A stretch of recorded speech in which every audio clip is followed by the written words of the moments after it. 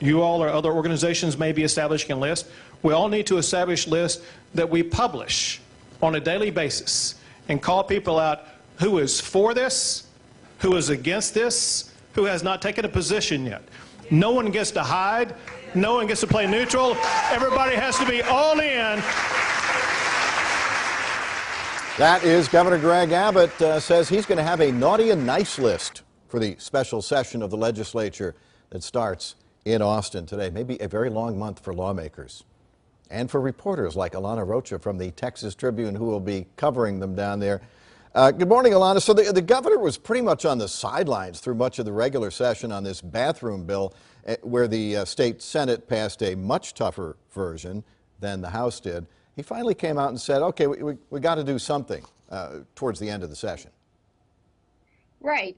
You know, if anything, you know, everybody's been asking, well, what constitutes a win at the end of this 30-day special session for the governor? And some could argue that he's already won, being that he has now shifted the spotlight. He's the only one who can call a special, and he's added 19, you know, hard to pass items to the call in just 30 days. So, yeah, I mean, the fact that he said that yesterday, the sound you just played, that he'll basically be putting public political pressure on these lawmakers who obstruct or attempt to obstruct getting these 19 items, in addition to the must-pass sunset bill, through in 30 days, you know, adds an interesting element.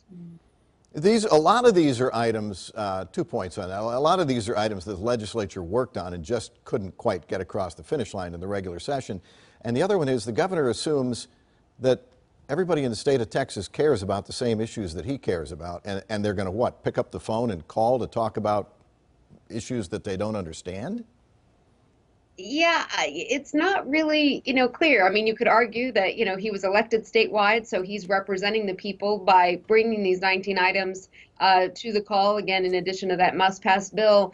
But yeah, again, adding the list of calling these lawmakers out, and again, like you said, it's July. The fact that people are going to be so politically engaged outside of the Capitol, outside of Austin, you know, is hard to say as well.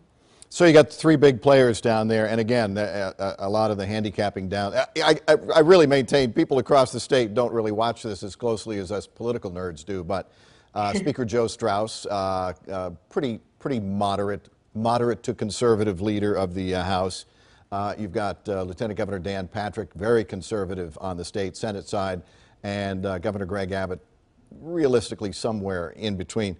As I look at Dan Patrick, it's almost hard to believe. He says he doesn't want to run for higher office. Do you believe that? You know, repeatedly, he's even, I think, called a press conference in months past saying, look, people, I'm not going to be challenging Governor Greg Abbott. In fact, just yesterday at that Texas Public Policy Foundation event, he spoke after the governor saying, you know, Abbott's agenda is my agenda, is the people's agenda. So it seems like a 2 against 1 as far as Patrick and Abbott against Straus. The speaker who has said as much as, you know, let's gavel in, pass the sunset bill, and sine die. Right. But I don't think that's going to happen. Probably won't. They're under a lot of pressure. Now some public pressure. Alana, thanks very much. You can find a link to the Texas Tribune and Alana's reporting on fox4news.com. We appreciate your time and hang in there. Thank you.